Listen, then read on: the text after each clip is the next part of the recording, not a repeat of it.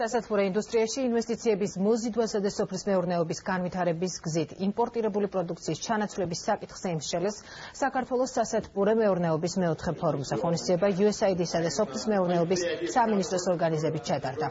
ფორუმმა სოფლის მეურნეობის სექტორის 100-ზე მეტ წარმომადგენელს უმასპინძლა, შეხვედრის დასრულების შემდეგ კი კონკურსიც ჩატარდა. ბოსნეულის წარმოება ძალიან მნიშვნელოვანია საქართველოსთვის თავისთავად და ჩვენ ვიკრიფებით აქ რომ ვისაუბროთ ამ პრობლემებზე, დაფინანსების პრობლემებზე, ასევე საცალო ბაზის მოთხოვნაზე და ასე შემდეგ. ჩვენი ორგანიზაცია მჭიდროდ თანამშრომლობს სოფლის მეურნეობის სამინისტროსთან, რათა გაუმჯობესდეს მიღებული სამეურნეო პროდუქტის ხარისხი. ასეთი ღონისძიებები მნიშვნელოვანია სასათბურე მეურნეობის განვითარებისთვის.